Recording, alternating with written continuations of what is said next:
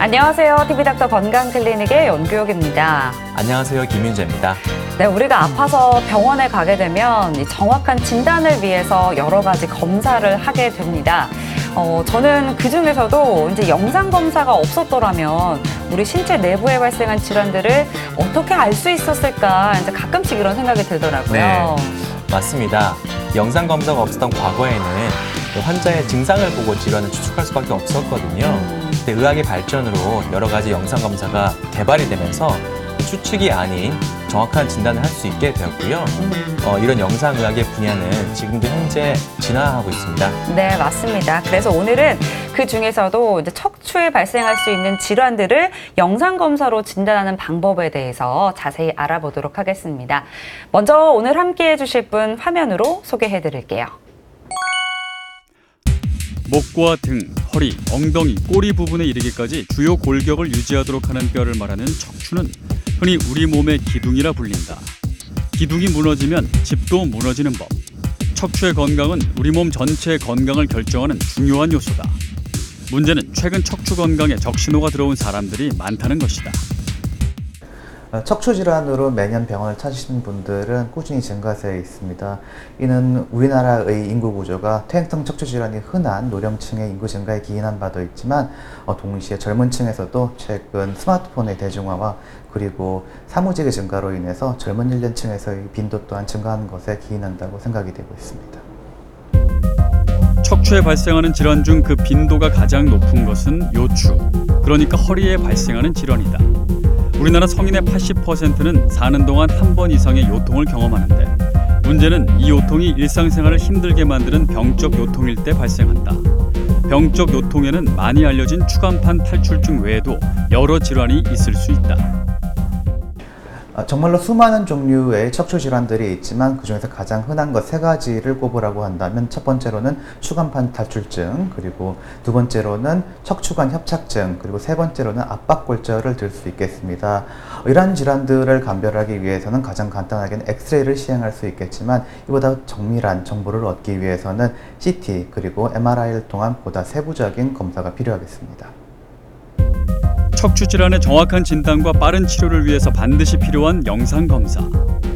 일부 환자들은 많은 검사가 꼭 필요한지 의문을 갖기도 하지만 척추에는 중요한 신경이 지나가는 만큼 세심하고 정밀한 검사가 필수적으로 시행돼야 한다. 엑스레이를 통하여 전반적인 척추의 윤곽과 형태를 알 수 있으며 이보다 정밀한 정보를 얻기 위하여 CT를 통해 뼈의 손상에 있는지 또는 정렬 상태는 괜찮은지 확인할 수 있겠습니다. 또한 MRI를 통하여 신경학적 이상이 의심되는 경우 어떠한 신경에 문제가 있는지 보다 세부적인 정보를 얻을 수 있겠습니다. 몸속 깊은 곳의 질환을 진단하고 또 치료 방향을 결정하는 데 중요하게 사용되는 영상 검사. 오늘 TV닥터 건강클리닉에서는 척추 질환의 영상 진단에 대해 영상의학과 전문의 이규홍 과장과 함께 알아봅니다. 네, 척추도 사실 이제 우리 몸속 깊은 곳에 위치해 있고요. 또 굉장히 복잡한 구조로 이루어져 있기 때문에 척추에 어디에 이상이 생겼는지 정확하게 알기 위해서는 이 영상 검사가 필수라고 합니다. 네, 맞습니다. 예를 들어서 환자분들께서 디스크로 알고 있는 추간판 탈출증의 경우에는 몇 번 디스크가 어느 쪽으로 파열이 돼서 어떤 신경을 누르고 있는지 확인하는 것이 치료에 굉장히 중요한데요. 네. 바로 이런 걸 영상 검사에서 확인을 할 수가 있는 겁니다. 네, 맞습니다. 아마 이제 오늘 이 시간을 통해서 내가 좀 목이 불편했던 이유, 그리고 내 허리가 왜 자꾸 이렇게 아팠을까, 이런 이유들에 대해서 정확하게 알 수 있는 시간이 될 것 같습니다. 앞에서 소개해드렸던 이규용 과장 스튜디오에 함께하고 있습니다. 과장님 어서 오세요. 네, 반갑습니다. 안녕하세요. 사실 이제 저도 자주 이제 허리가 좀 아프기도 하고요. 이제 주변에 보면 목이나 허리가 아프다고 말씀하시는 분들 굉장히 많은데, 이제 과거에는 조금 연세가 있으신 우리 어르신분들이 많이 병원을 찾아갔다면 요즘에는 또 젊은 층에서도 환자가 많이 늘었다고요. 예, 그렇습니다. 예전부터 보통 주변에 뭐 허리 아프다 말 안 하시는 분 없으셨던 적 없을 겁니다. 네. 예, 나이 있으신 분들은 보통 많이 허리가 아프다고 하시는 것으로 생각을 하고 계시는데 우선 높여보면서 설명을 드리도록 하겠습니다. 네. 예, 보시는 바와 같이 나이가 있으신 분들에서 환자분들이 많은 것으로 표현되고 있는데 20대부터 연령이 증가함에 따라 퇴행성 변화가 진행되면서 60대 이상에서는 거의 대부분이 퇴행성 척추 질환이 관찰되는 것으로 알려져 있습니다. 그래서 나이가 들면 허리가 아프다라는 이런 고정관념을 많이 생기게 된 것이 아닌가 이렇게 추정이 되는데요. 하지만 최근 들어서는 다음 도표 보시는 것과 같이 네. 20대에 있어서의 척추 질환자 수는 최근 몇 년간 꾸준한 증가세를 보이고 있습니다. 이는 대표적인 질환들이 속칭 말하는 척추가 휘었다라고 얘기하는 척추 측만증이 있고 이 척추 측만증은 10대 환자가 40% 이상을 차지할 정도로 굉장히 그 빈도가 높습니다. 또한 그 다음으로서 척추 분리증, 척추 뒤쪽에 결손이나 금이 가거나 해서 발생한 질병입니다. 이 질환 또한 20대에서 40대까지의 환자가 약 40% 이상을 차지할 정도로 젊은 연령대에 호발을 하고 있습니다. 그런데 이렇게 척추 질환이 점점 증가하는 이유가 뭐가 있을까요? 예. 어찌 보면은 척추 질환이라는 거는 포유류 중 인간이 유일하게 장시간 앉아서 있거나 또는 이제 걸어 다니거나 하는 활동 시간이 많기 때문에 필연적인 질병이라고도 생각을 할 수가 있겠는데요. 결국은 시간이 지나면서 척추의 퇴행성 변화와 함께 척추 질환이 발생하겠습니다. 다음 화면 보시겠습니다. 병원을 찾는 환자는 꾸준하게 증가해 2017년에는 6.5명당 한 명이 매년 척추 질환으로 한 번 정도 병원을 방문하는 수준으로 증가했습니다. 1인당 약 연평균 28만 원의 의료비 지출이 있는 것으로 보고가 되고 있는데요. 이는 결국 우리나라의 고령화 추세로 인한 척추관 협착증과 같은 퇴행성 증가의 증가와 관계가 있고 이는 65세 이상의 환자에게서 의료비 지출이 2012년도에 38%에서 2016년도에 41%까지도 증가한 것에서 알 수 있습니다. 뿐만 아니라 아까 언급드렸던 것처럼 젊은 층에서도 계속해서 척추 질환이 증가 추세가 있는데요. 원인을 알 수 없는 특발성 척추 측만증의 비율이 매우 높았지만 최근 스마트폰의 대중화라든지 사무직의 증가 그리고 평소 잘못된 자세라든지 무거운 가방을 자주 메는 생활 습관 등도 젊은 층에서의 척추 질환의 발생률 증가에 계속해서 기여를 하고 있는 점이라고 생각됩니다. 네. 이제 사실 뭐 과거에 비해서 스마트폰 사용도 굉장히 많아졌고요. 뭐 또 앉아서 컴퓨터로 업무 보시는 분들도 많기 때문에 아무래도 이런 척추 질환 환자의 증가에 이런 영향들이 미치지 않았을까라는 생각이 드는데요. 이제 이 척추 질환들을 우리가 효과적으로 예방하기 위해서는 이 척추에 대해서 먼저 좀 자세히 아는 게 중요할 것 같습니다. 사실 이제 척추라고 하면 보통 뭐 허리 이렇게 생각을 떠올리게 되는데 이게 아니라고요. 예. 허리의 구성 요소에는 여러 가지 근육과 인대 등도 있겠지만 가장 중요한 요소가 바로 척추가 되겠습니다. 허리가 아프다 그러면 이 중에 어떤 요소에 문제가 있을 수 있겠죠. 우선 척추라는 단어는 많이 들어보셨을 텐데 네. 그 구조를 한번 보시도록 하겠습니다. 보시는 바와 같이 척추는 경추 7개, 그리고 흉추 12개, 그리고 요추 5개, 그리고 제일 엉덩이 쪽에서 네. 융합된 형태로 존재하는 천추와 미추부가 있습니다. 이 중에 통칭 말하는 목 부분이 바로 경추에 해당되겠고 등과 허리 부분이 흉요추부가 되겠는데요. 이 중에 가장 면적이 넓으면서 우리 몸에 체중이 가장 많이 실리게 되는 하부 흉추부부터 요추부에 이르기까지 척추 질환이 가장 호발하겠습니다. 다음 그림을 보시면 각각의 척추의 그림인데요. 이 제일 앞쪽에 있는 척추 추체부터 뒤쪽으로 이어진 척추경, 그리고 척추근과 후방에 있는 극돌기, 그리고 양쪽으로 있는 횡돌기에 있는 이런 뼈의 구조물들이 기본적인 구조를 이루고 있습니다. 그리고 이 척추체들의 사이는 이런 원형 모양의 그 섬유성 구조물, 통칭 말하는 디스크라고 하죠. 네. 그 디스크가 안쪽에 수액과 섬유성 조직으로서 주변을 잡아주는 섬유륜으로 이렇게 구성이 되어 있습니다. 그리고 이 연결된 척추들 사이로 해서 척수와 척수 신경 가지들이 지나가게 되는데요. 이 주변으로 해서 어떤 구조물에 문제가 생겨 신경이라든지 근육, 인대 등에 손상이 생긴다면 이것이 증상을 유발할 수 있게 되고 심하면은 다리의 위압감과 통증 그리고 마미라고 하죠. 척수에서 전신으로 뻗어나가는 마치 말총꼬리와도 같은 그 신경에 문제가 생긴다면 근력 약화라든지 대소변의 장애가 생기는 마미 증후군까지도 이어질 수가 있겠습니다. 와. 네.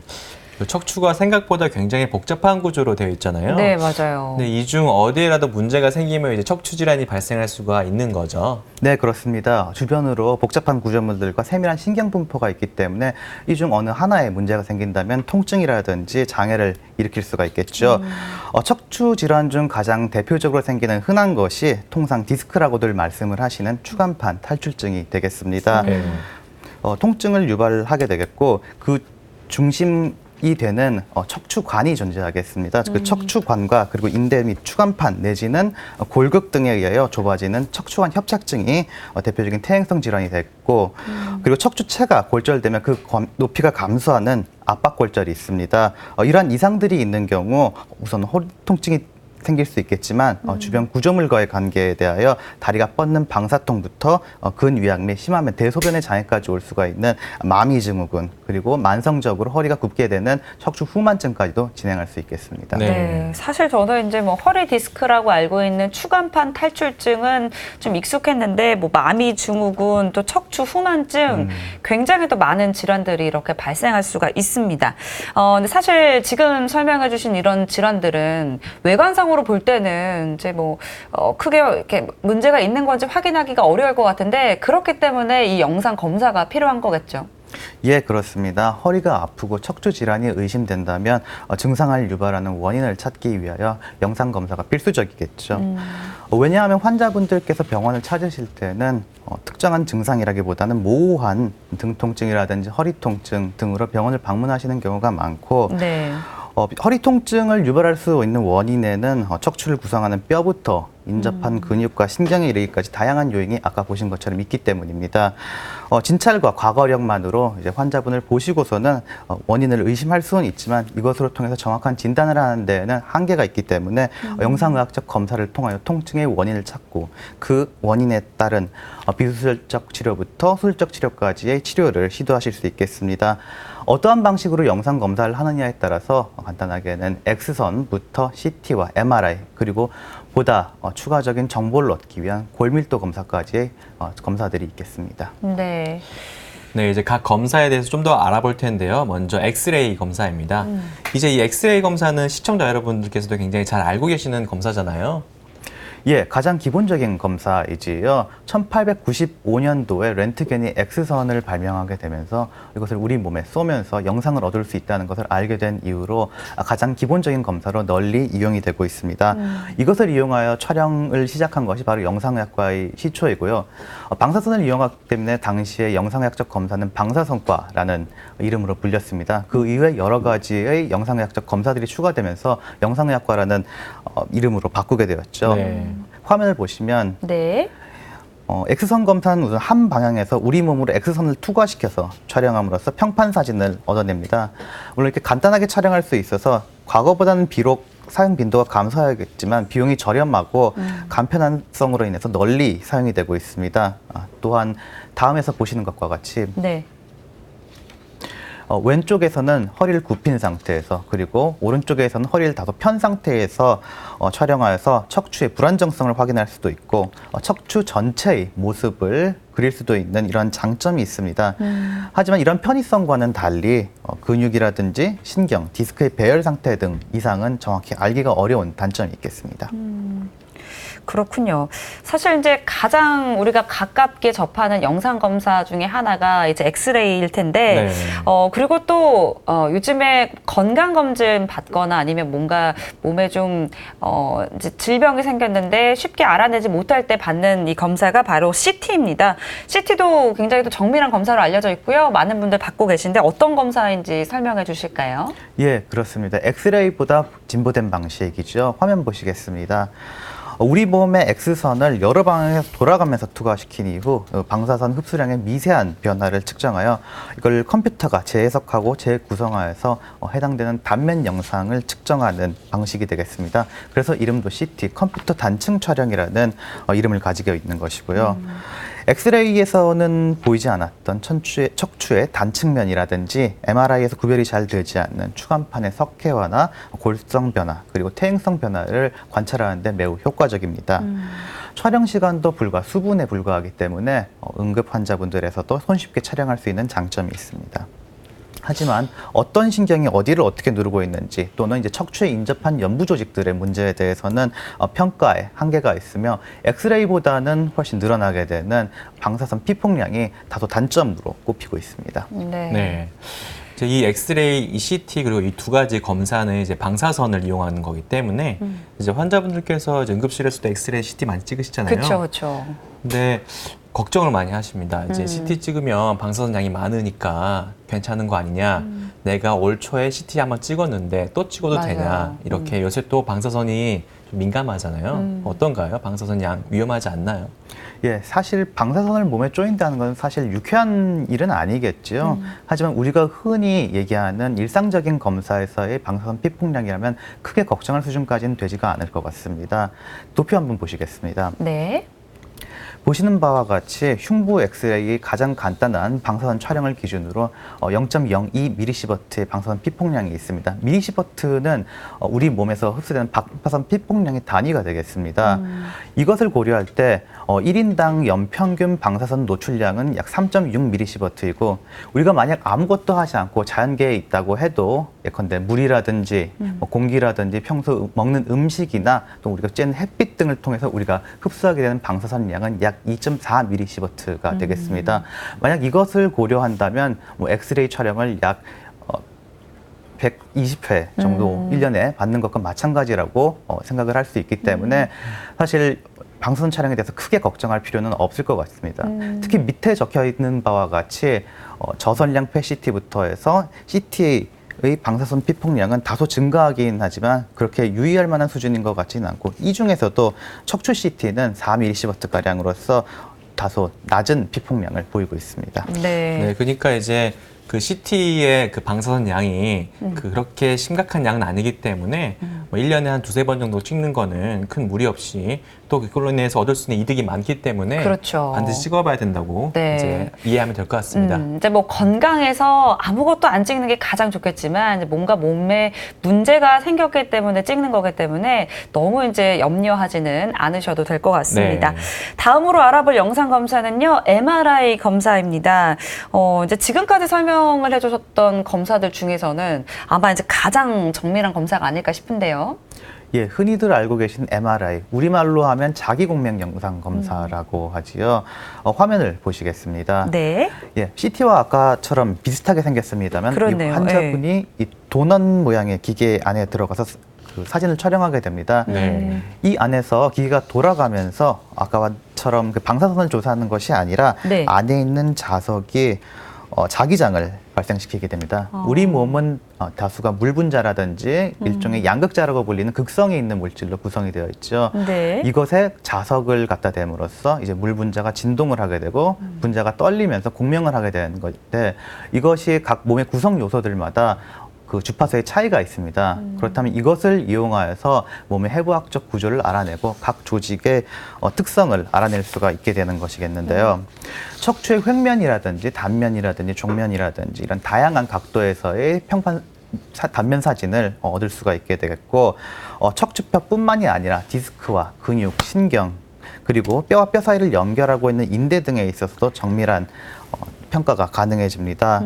하지만 장점만 있는 것은 아니겠죠, 당연히. 우선적으로 아시다시피 비싼 검사비는 맞아요. 아직까지 단점이 되겠고 검사 시간 동안 아직까지는 10분에서 수십 분까지 비교적 오래 걸리는 편입니다. 그러다 보니 뭐 어린아이라든지 뭐 좀 연로하신다든지 통증이 있어서 이제 오래 기계 안에 누워서 가만히 있기 힘드신 분들 또는 드물진 하지만 이제 폐쇄공포증과 같은 분들은 이 안에 들어가서 사진 촬영에 제한이 있는 것이 아직까지 단점입니다. 네. 네, 이 MRI 같은 경우는 그 금속을 가지고 촬영하면 안 되잖아요. 그렇죠. 근데 이제 환자분 같은 경우는 그 치아에 금니가 있다거나 아니면은 또 심장에 그 스텐트 시술을 박으신 분들 계세요. 이런 분들은 이제 내가 MRI 촬영할 수 있냐 이렇게 여쭤보시는 분들이 많거든요. 어떤가요? 예, 몸에 금속 장치를 가지고 계신 분들 경우에는 MRI를 유의해야 된다라고 많이 들으셨을 겁니다. 어떻게 보면 자석을 이용한 촬영 검사이기 때문에 당연한 이야기인데요. 최근 나오는 스텐트 시술이라든지 또는 페이스메이커, 심실 조율기라고 하죠. 이런 것들조차도 요즘 제조사들에서 MRI를 촬영할 수 있도록 네. 기계를 새로운 세팅을 제품을 내서 많은 검사의 폭이 넓어지고 있습니다. 이런 것들을 고려한 다음에 MRI를 촬영하면 되시겠고, 특히 수술을 받으셨다면 뭐 후방 고정술과 같은 것을 있으면 등에 이제 금속 물질이 있게 되는데 네. 이런 것들에 대해서 최근 MRI 기술이 발달하여서 네. 최대한 자음을 제거하여서 척추관과 그 척추뼈의 모습을 보다 더 정밀하게 보여줄 수 있는 기술들이 계속해서 개발되고 있습니다. 네. 그렇군요. 참 이제 영상의학 분야가 정말로 현재 진화하고 있네요. 네, 맞습니다. 네, 다음은 골밀도 검사인데요. 제 골다공증을 확인하는 검사죠. 예, 그렇습니다. 우리 몸에 만약 골절이 생겼다면 그 골절이 어디에 생겼는지, 어떻게 생겼는지를 파악해야 되지만 동시에 그 원인을 치료해야 되겠죠. 예, 그 가장 흔한 원인으로서 언급이 되고 있는 것이 골다공증이겠습니다. 사진 네. 보겠습니다. 네. 보시는 것이 골밀도 촬영 장치인데요. 골밀도, 뼈가 단위 면적당 질량이 얼마나 단단하냐를 의미하는 수치이겠지요. 이것으로 골절의 위험성을 측정할 수 있습니다. 밀도의 수치가 높을수록 뼈가 단단함을 의미하고 골절의 위험성도 떨어지겠습니다. 골밀도를 측정하는 부분은 신체에서 골밀도를 대표하는 가장 대표적인 부분인 척추뼈와 그리고 대퇴골의 근위부에서 촬영을 하게 되겠습니다. 방사선 피폭량도 거의 없어서 안전한 검사가 되겠고, 현재 압박골절에 대한 중요한 치료인 척추 성형술에 있어서 건강보험심사평가원에서 보험 기준으로 인정하고 있을 정도로 척추 골절의 원인 파악에 매우 중요한 검사가 되겠습니다. 네. 특히 여성 노년층의 폐경 이후에 골다공증이 굉장히 호발을 하게 되는데요. 만약 위험군에 속하신다면 1년에 한 번 정도 골밀도 검사를 받으시면서 골절의 예상을 골절의 위험성을 미리 예상을 하시고 뼈의 상태를 파악하시는 것이 좋겠습니다. 네. 네. 이제 내가 나의 뼈가 어느 정도 이제 튼튼한지 1년에 한 번 정도는 검사를 지속적으로 해주시는 게 좋을 것 같고요. 네. 지금부터는 이 검사들이 실제 척추 질환 진단에 어떻게 활용되는지 살펴보도록 하겠습니다. 이제 먼저 척추 측만증입니다. 이제 척추가 휘어진 상태를 말하는 질병인 거죠. 예, 그렇습니다. 특히 청소년기 10대에서 척추가 휜 것을 주소로 병원에 내원하는 경우들이 있는데요. 사진을 한번 보시겠습니다. 네. 예, 보시는 것이 척추가 휜 분의 엑스레이 사진입니다. 네. 보시는 바와 같이 척추가 휘어 보이게 되는데, 육안으로도 잘 보이는군요. 네. 예, 그렇습니다. 특발성으로 발생한 경우가 대부분이기는 하지만 똑바로 섰을 때 이제 이렇게 휘어 보이는 경우도 있지만 네. 앞으로 숙였을 경우에 이런 휜 정도가 훨씬 뚜렷하게 보이기 때문에 다소 판단이 쉽게 되겠습니다. 네. 여기 적은 것과 같이 콧 방법이 이 척추 측만증의 정도를 측정하는 가장 대표적인 방법인데요. 10도 이하로 허리가 휜 것에 대해서는 단순히 몸을 틀었다든지 또는 측정 오차에 따라서 차이가 날 수가 있기 때문에 이 이하를 척추 측만증으로 진단하지는 않습니다. 하지만 점차 이 각도가 증가할수록 흉추와 요추의 변형이 심해지면서 몸의 전체 균형이 뒤틀리게 되겠죠. 네. 이렇게 되면은 척추의 흉곽의 균형이 무너지면서 심장과 폐를 압박해 심폐기능의 이상을 초래할 수도 있습니다. 네, 이렇게 척추 측만증에서 가장 중요한 검사는 이제 엑스레이라고 할 수가 있고요. 응급실에서도 기본적으로 엑스레이를 찍다 보면은 네. 그 학생들, 특히 공부하는 학생들 경우에 그 기본적으로 척추 측만증이 있는 경우가 되게 많더라고요. 계속 이렇게 숙이고 있으니까 그렇죠. 그런 것 같아요. 예. 앉아 있으니까. 근데 이런 경우에 이제 CT나 MRI가 이제 필요한 경우는 없나요? 예. 엑스레이가 가장 척추 측만증을 가장 쉽고 빠르게 진단할 수 있는 방법이 되겠습니다. 하지만 CT나 MRI와 같은 부가적인 검사를 시행해야 되는 경우들이 또 있는데요. 네. 보통 병원 방문하실 때는 허리가 휘었다, 체형이 이상하다를 주 호소로 이제 청소년들이 와서 상담을 하게 됩니다. 네. 하지만 이 척추 측만증이 있으면서 동시에 신경학적 이상이 검사를 했을 때 발견되는 경우라든지 뭐 요통이 있다면 당연히 요통에 대한 또 다른 평가를 시행하여야 되겠죠. 그리고 다른 척추 측만증 외에 다른 병이 뭐 의심되는 증상이 있다든지 이런 추가적인 증상을 위하여 검사를 하겠습니다. 사진을 보시는 것처럼 만약 척추 측만증이 심하게 있다면은 이건 심폐기능의 이상을 일으킬 수도 있으며 신경학적 이상을 발생할 수도 있겠습니다.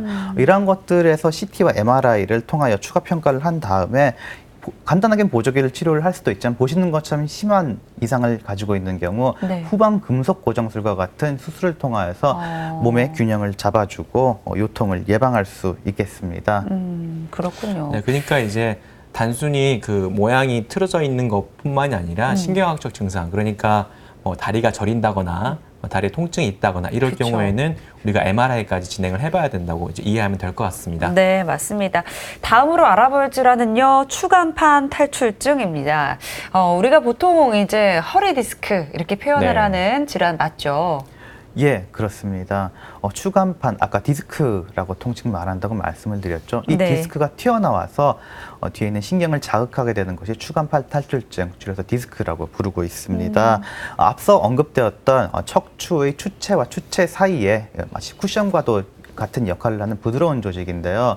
이것은 평소에 중력에 의해서 눌려서 약간 펑퍼짐한 상태로, 늘어난 상태로 존재하다가 우리가 만약 어떤 무거운 물건을 들어 올린다든지 또는 이제 부적절한 자세를 갑자기 취하게 한다든지 하면은 압력이 걸리면서 터지거나 튀어나갈 수가 있겠습니다. 사진 보시겠습니다. 네. 보시는 바와 같이 디스크가 경계를 벗어나가서 이렇게 탈출을 벌이게 되면 추간판 탈출증이 되겠는데요. 네. 심하면은 척추를 감싸고 있는 섬유성 막이 터지면서 수액까지도 튀어나올 수가 있는데 이러면 정말로 극심한 통증을 유발을 할 수 있게 되겠습니다. 네. 아까 퇴행성 변화로 말씀을 드렸었는데 네. 나이가 들수록 이 디스크 안에 포함되어 있는 물 성분이 점차 빠져나가게 되므로 이 척추 디스크에 있는 탄성이 떨어지게 되겠죠. 그렇게 되면은 압력이 걸릴수록 이것에 대한 그 탄성도가 떨어져서 쉽게 파열이 되거나 튀어나올 수가 있겠습니다. 그러면 이제 어르신들에게서 많이 발병이 되겠네요. 예, 그렇습니다. 그래서 어르신들에게서 많이 호발한다고도 하지만 요즘에는 동시에 운동 연령이 또 젊은 층에서 또 호발하기 때문에 네. 추간판 탈출증은 젊은 층에서도 의외로 많이 발견되고 있습니다. 그렇군요. 네, 이런 추간판 탈출증의 경우에는 이제 영상 검사를 통해서 어떤 디스크가 어디로 빠져나갔는지 이걸 확인하는 것도 중요하죠. 예, 그렇습니다. 영상 검사를 통하여 추간판이 얼마나 어디로 빠져나갔는지를 확인하는 것이 중요하겠습니다. 추간판 탈출증은 경계를 넘어서 튀어나가는 모양에 따라서 여러 가지로 분류를 할 수가 있는데요. 화면 보시겠습니다. 네. 제일 왼쪽 위에 있는 사진이 정상 디스크입니다. 펑퍼짐한 모양을 하고는 있지만 이것이 전체적으로 180도 이상의 경계를 벗어나가서 마치 호떡 모양이죠. 호떡 모양처럼 전반적으로 미만성으로 튀어나간 것이 추간판 팽륜. 네. 더 퍼진다는 건 거죠? 네. 네.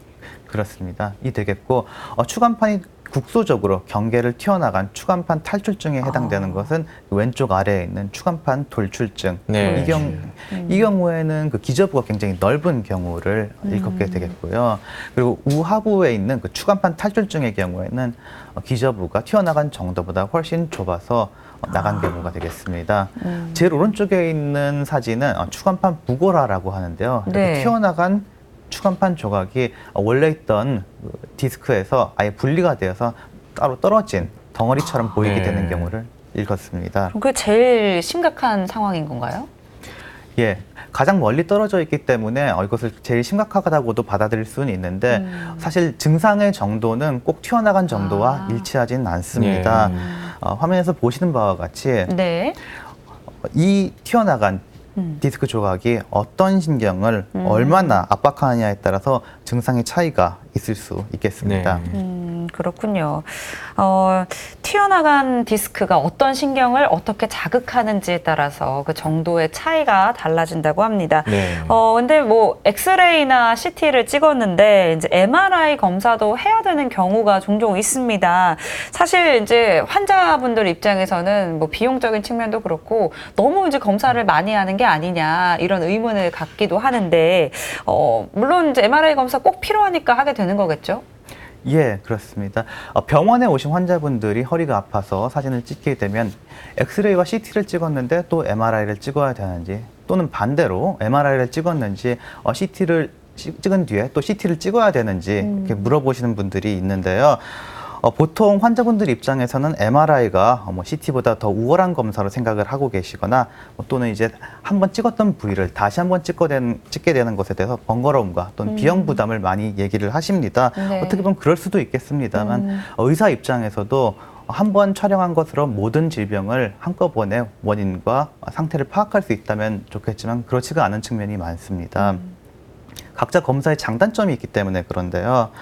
MRI가 타 검사보다 정밀한 검사라고는 하지만 뼈의 모양이라든지 배열이라든지 골성 변화 그리고 석회화 등을 판단하는 데 있어서는 엑스레이와 CT가 기본적인 검사를 할지라도 훨씬 더 유리한 점이 있기 때문입니다. 물론 MRI를 추가로 촬영하게 되는 중요한 원인은 신경이라든지 또는 인대와 주변 조직의 관계를 볼 수 있는 매우 세밀한 검사이기 때문에 시행을 하시게 되는 것이고요. 다음 사진 한번 보시겠습니다. 네. 예, 추간판 탈출증의 증례인데요. 요추 4번과 5번 사이에 있는 추간판이 튀어나와서 주변에 있는 중심관 쪽으로 돌출이 되어 있습니다. 탈출이 된 이 디스크가 오른쪽 요추 5번 신경근을 압박하고 있는데요. 이 환자분의 경우 증상이 우측 다리의 외측으로 뻗쳐나가는 통증, 방사통이라고 하죠. 이것이 있어서 이 영상 검사와 이제 일치가 되는 증상이 되겠습니다. 그렇다면은 이 튀어나간 신경에 대해서 비수술적 치료로서 경막 외 스테로이드 주사라든지 신경 차단 그리고 또는 수술을 하신다면은 이제 디스크 절제술을 시행을 하실 수가 있게 되겠는 것이고요. 이것을 만약 CT만 가지고 보시게 된다면 오른쪽에 있는 사진과 같이 내부의 신경 구조들이 잘 보이지 않아 원인 파악에 어려움이 있겠습니다. 네, 그러니까 이제 환자분들 입장에서는 검사를 자꾸 하다 보면은 좀 비용적으로 부담이 생길 수가 있어서 그렇죠. 아까 CT 찍었는데 또 MRI 찍어야 되냐 이렇게 이제 궁금해하시는 분들이 많으신데 약간 그 우리가 아이 키울 때 네. 엄마 역할이랑 아빠 역할이 비슷해 보이지만 약간 좀 미묘한 차이가 있죠. 있잖아요. 그렇죠. 예. 그래서 엄마도 필요하고 아빠도 필요한 거잖아요. 마찬가지로 CT와 MRI 검사도 그렇게 이해하시면은 추가 중복 검사가 아니라 여러 가지 더 검사를 정확하게 해서 치료를 위한 목적이다라고 이해하실 수 있을 것 같습니다. 네, 정확한 진단을 위한 거니까요. 필요하면 이제 촬영을 꼭 하셔야 될 것 같고요. 네. 다음으로 알아볼 질환은 이 척추관 협착증입니다. 이 질환의 경우에는 환자분들께서 우리가 방금 알아봤었던 그 추간판 탈출증이랑 좀 같다고 오인하는 경우가 많다고요. 예, 추간판 탈출증과 이제 척추관 협착증을 잘 구별을 하기가 어려운 점이 있으십니다. 한번 사진으로 확인을 하도록 하겠습니다. 네. 보시는 바와 같이 척추의 전반적인 퇴행성 변화가 있는데 추간판의 일부가 튀어나오는 추간판 탈출증과는 달리 척추관 협착증은 가운데 있는 그림처럼 척수와 그 네. 신경이 지나가는 중심관이 좁아져서 발생하게 됩니다. 이 척수관의 경계는 척추체의 후방 그리고 추간판과 후종인대 그리고 후관절과 척추경 그리고 인대들 등으로 구성이 되겠죠. 이전에 언급되었던 추간판의 탈출이라든지 팽유린이라든지 이에 더하여 관절에서부터의 골극이 생긴다든지 이렇게 되면 결과적으로 이 가운데에 있는 신경이 있는 공간인 척추관이 좁아지게 되겠습니다. 네. 이렇게 눌리게 되면은 추간판 탈출증이든 아니면 척추관 협착증이든 둘 다 기본적으로 요통을 호소할 수 있겠지만 발병 원인의 차이로 인해서 증상에도 차이가 발생할 수가 있게 되겠는데요. 네. 예, 다음 표에서 한번 척추관 협착증과 추간판 탈출증의 비교를 한번 보시겠습니다. 네. 우선 추간판 탈출증은 보다 젊은 층에서도 호발을 할 수 있습니다. 앞으로 고개를 숙이게 되면은 튀어나온 추간판이 신경 자극을 심하게 되므로 통증이 훨씬 더 악화됐습니다. 반면에 우측에 있는 척추관 협착증은 주로 50대 이상이 발생하면서 자세를 앞으로 숙이게 되면 좁아져 있던 신경관이 늘어나면서 통증이 경감이 되겠죠. 반대군요. 네. 예, 두 가지가 바로 반대가 되기 때문에 구별하기 쉬운 점이 있습니다. 또한 앉거나 이제 몸을 숙이면은 다리에 통증이 경감되기 때문에 걷다가 쉬다가를 반복하는 파행이라는 증상을 보이게 되겠습니다. 이런 증상들을 병원에 오셔서 검사하실 때는 간단하게 할 수 있는 검사로서 하지 직거상 검사가 있게 되는데요. 네. 이는 이제 침대 위에 누우셔서 이제 다리를 꼿꼿하게 세운 상태로 들어 올리는 검사가 되겠습니다. 네. 일반적으로 한 70도 이상을 들어 올리실 수가 있는데요. 네. 만약 추간판 탈출증이 있으시다면 이런 통증으로 인해서 더 이상 올리기가 어렵겠습니다. 이런 증상들이 관찰된다면 영상 검사를 통하여서 좁아진 위치와 그 정도의 파악을 통해 원인이 되는 질병을 찾고 그것에 대해서 비수술적 또는 수술적 치료를 시도할 수가 있겠습니다. 네, 다음 질환은 척추 전방 전이증인데요. 이건 어떤 질환을 말하는 건가요? 예, 척추 마디와 마디가 연결되는 구조물에는 추간판이라든지 인대, 후방관절, 근육 등으로 구성되어 있다고 말씀을 드렸는데요. 화면을 한번 보시겠습니다. 어떠한 원인으로 인해서 불안정한 척추 사이의 상태가 발생을 하게 된다면 이것이 정상적인 정렬을 이루지 못하고 마디가 앞쪽으로 약간 빠진 상태를 보시는 것과 같이 척추 전방전이증이라고 합니다. 우리 몸의 무게중심은 통상 앞쪽으로 위치하기 때문에 이 앞쪽으로 빠지는 경우가 흔하게 되는데요. 가장 큰 원인으로서는 이제 기본적인 퇴행성 변화들이 있죠. 뭐 디스크라든지 인대와 근육이 약화되면서 빠지게 되는 경우가 가장 흔하겠지만 또한 동시에 아까 말씀드린 후방관절의 분리와 척추 분리증이 발생함으로써 이것이 앞으로 빠지게 되는 원인이 될 수가 있겠습니다. 이 자체로 보다는 이제 이 앞으로 빠짐으로 인해서 그 추간권 협착증이라든지 척추관 협착증의 원인이 될 수가 있겠죠. CT를 통해서 이 결손 부위를 확인하고 MRI를 통하여 어떠한 신경이 어떻게 눌리고 있는지를 찾을 수 있겠습니다. 야, 진짜 이런 거는 증상만으로는 절대 모를 것 같고요. 그렇죠. 이런 CT나 MRI 같은 영상 검사가 없으면 결코 진단하기 어려울 그런 질환들인 것 같습니다. 네, 맞습니다. 영상 검사 덕분에 정확하게 진단하고 거기에 맞는 치료로 이제 극복을 할 수 있는 이런 부분들인데요. 네. 다음으로 알아볼 건 이제 척추 골절입니다.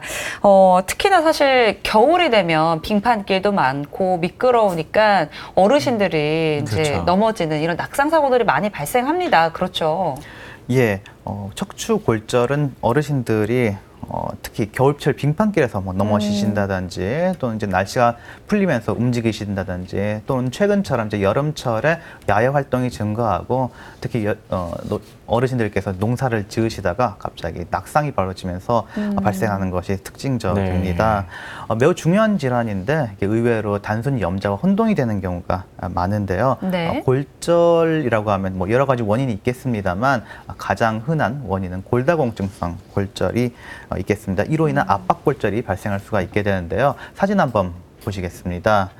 예, 보시는 것처럼 요추 1번과 2번에 그 높이 감소와 쐐기형 변형이 있으면서 좌굴 등의 변형이 일어나 있습니다. 1번과 2번에 이제 압박골절이 발생한 것인데요. 퇴행성 변화와 함께 이러한 골다공증은 허리 이 통증의 가장 중요한 원인 중 하나입니다. 골다공증은 65세 이후 폐경 연령에 매우 흔한 병이고요.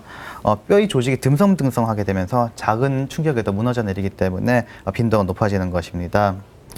심지어 기침을 하면서도 복압이 증가하게 됩니다. 이렇게 기침을 한번 세게 했는데도 그 다음에 갑자기 허리 통증이 생겼다. 이렇게 호소를 하시는 분들도 계시게 되겠고요. 네. 이렇게 CT나 엑스레이 등을 통해 가지고 압박골절이 확인된다면 이것의 원인을 파악하기 위하여 골밀도 검사를 하는 것이 중요하겠습니다. 네, 그런데 이렇게 척추가 골절이 되면은 어떤 증상들이 나타날까요? 예, 척추의 골절에 의한 증상은 낙상 시 갑작스럽게 발생한 이제 극심한 통증, 그래서 뭐 일어날 수가 없다 이런 것들, 그리고 자리에서 일어나서 척추를 세우게 되면은 통증이 굉장히 심해진다든지, 또는 한번 낙상을 해서 허리가 아팠는데 이게 2주 이상 계속 진행이 되는 경우에 한번 의심을 해볼 수 있겠습니다. 하지만 이렇게 통증만으로는 특히 나이 드신 분들의 경우에는 뭐 이런 특징적인 증상들이 없다든지 또는 통증에 둔감하신 경우가 의외로 많은데요. 그래서 이제 본인이라든지 가족들이 뭐 단순히 허리를 살짝 뼈겠지, 단순히 염자겠지, 이렇게 혼동하고 넘어가시는 경우들이 의외로 많습니다. 하지만 척추의 압박골절은 한번 생기고 끝나는 것이 아니라 계속해서 기저질환인 골다공증에 의해서 계속해서 반복이 되므로 반복이 되면서 만성화되게 된다면 이것이 척추가 앞으로 굽어버리게 되는 척추 후만증이 2차적으로도 발생을 할 수가 있겠습니다. 또한 2차적으로 척추의 초강권 협착증이나 이제 척추 협착증 등이 발생한다면 동시에 신경학적 이상을 보일 수가 있게 되겠고, 이 통증이 점점 심해지면서 배와 다리, 엉덩이 등으로 뻗쳐나갈 수가 있겠습니다. 네. 또한 다음 사진에서 보시는 바와 같이 네. 갑자기 급성으로 심한 골절이 척추에 생기게 된다면 척추뼈의 후방부가 척추관으로 밀려나가면서 생기게 되는 방출골절이 발생할 수 있습니다. 네. 요추 4번부의 높이 감소와 골절을 있게 되는데 이 요추 후반부가 뒤로 튀어나가면서 척추관을 침범하고 이로 인해서 척추의 신경들을 누르고 있는 걸 보실 수 아이고. 있습니다. 네. 이렇게 갑자기 진행이 되는 경우 극심한 통증도 물론 있겠지만 네. 이와 동시에 이 부분을 지나가게 되는 마미라든지 신경들을 누르게 돼서 다리의 무력감이라든지 이제 대소변에 장애까지 생길 수 있는 마미 증후군 같은 것들이 생길 수도 있으므로 이러한 증상이 있으시다면 빨리 병원에 와서 영상 검사를 통해 확인을 하시는 것이 중요하겠습니다. 네. 그럼 이렇게 척추 골절이 의심이 되는 경우 먼저 어떤 검사를 하면 될까요? 골절이라고 하면은 뭐 신체의 대부분의 부위에 있어서 당연한 거입니다만 네. 우선 엑스레이가 있겠고 뭐 엑스레이에서 의심되는 소견이 있다든지 또는 애매한 소견이 있다는 경우에 좀 더 정밀한 검사로서 CT를 시행할 수가 있겠습니다. 척추에 있는 압박골절은 보통 흉추부터 이제 요추의 이행 부분, 보통 흉추 11번부터 요추 2번 사이에 호발을 하게 되며 엑스레이와 CT를 통해서 피질골의 좌굴이라든지 단절이라든지 이제 높이 감소 등을 관찰할 수 있게 되겠습니다. 특히 영상 검사로서는 단순히 있고 없고 위치뿐만이 아니라 얼마나 이것이 무너졌는가, 얼마나 높이 감소가 있기 때문에 이것이 척추에 대한 시술이라든지 수술이 필요한가 그 정도를 측정할 수 있게 되겠죠. 아까 말씀드렸던 방출골절의 경우에도 이러한 것이 어느 정도 이제 밀려나갔는지를 측정을 할 수 있겠습니다. 또한 동시에 골절 말고도 이제 통증이라든지 증상을 유발하는 다른 원인이 있는지를 영상 검사를 통해서 확인할 수 있습니다. 네. 네, 그런데 일부 골절의 경우에는 그 엑스레이나 CT에서는 보이지 않는다고 그래요. 그런가요? 사진을 우선 보도록 하시겠습니다. 보시는 바와 같이 제일 왼쪽에 있는 엑스레이 사진에서는 골절이 있는 것도 같긴 하지만 주변에 있는 척추 추체들을 함께 보시면은 다 같이 튀어나온 것 같아서 이것이 단순 퇴행성 변화인지 골절이 동반되어 있는 것을 엑스레이만으로는 감별하기가 어려운 점이 있습니다. 네. 엑스레이와 CT는 뼈의 구조와 배열 상태를 보는 것에는 효과적이지만 연조직을 보는 데는 한계가 있기 때문에 그런데요. 이 중간과 오른쪽에 있는 사진을 보시게 되면 골수의 부종을 확인할 수가 있습니다. 그렇기 때문에 이제 통증이 있는 환자분의 통증 원인은 이렇게 급성으로 생긴 척추의 압박골절이구나를 알 수 있게 되는 것이고 또한 다음 사진을 보시면 압박골절의 주요 원인은 골다공증성 압박골절이 생기는 경우 이게 반복돼서 벌어지겠죠. 사진에서처럼 요추 1번과 2번에 높이 감소와 쇠기형 변형을 동반한 압박골절이 있는데 이 중 요번에 통증이 있다. 그러면은 이 중 어떤 것인지 원인을 파악하기 위해 MRI를 보시면 요추 2번에만 골수의 부종과 골절선이 의심되는 이렇게 검은 띠가 보이고 있습니다. 네. 이를 통해서 환자분이 현재 치료를 요하는 병변은 이 요추 2번 부에 있는 급성 압박골절이 있구나 이렇게 파악을 할 수 있게 되겠죠. 네. 또한 동시에 이 척추의 앞쪽에 있는 근육에 문제는 없는지 이것이 뭐 신경을 누르고 있지는 않는지 이런 것들을 동시에 파악할 수 있겠습니다. 네. 반드시 그 검사로 진단되는 질병들이 있기 때문에 필요한 검사라면 정확한 진단을 위해서 꼭 하는 게 중요할 것 같고요. 네. 과장님 마지막으로 당부 말씀 부탁드리겠습니다. 예, 허리 통증 사실 주변에서 흔하게 들을 수 있는 얘기라고 말씀드렸습니다. 허리 통증에는 다양한 원인이 있을 수도 있지만 젊은 층에서는 척추 침만증 그리고 노년층에서는 흔히 말하는 디스크를 비롯하여서 점차 증가하고 있는 척추의 퇴행성 질환의 유병률의 증가가 중요한 증가의 원인으로 생각이 되고 있습니다. 특히 나이가 있으신 어르신들 분의 경우에는 허리 통증을 간과하시면서 참으시다가 그만 척추 질환의 진단 및 치료가 지연되는 경우가 있는데 이러한 경우에는 단순히 통증을 참으시기보다는 불편한 점을 빨리 병원에 오셔서 엑스레이와 CT 그리고 MRI와 같은 영상의학적 검사를 통하여 그 원인을 파악을 하시고 그것에 대해서 빠른 치료를 받으시면 추후 합병증을 줄일 수가 있겠죠. 이를 통하여 건강 수명을 늘릴 수 있는 것이 100세 수명 시대를 바라보는 현대 사회에서 좋은 선택지가 되지 않을까 생각합니다. 네. 오늘은 척추 질환이 어떻게 진단이 되는지 그 궁금증을 시원하게 풀어봤습니다. 과장님 오늘 말씀 감사합니다.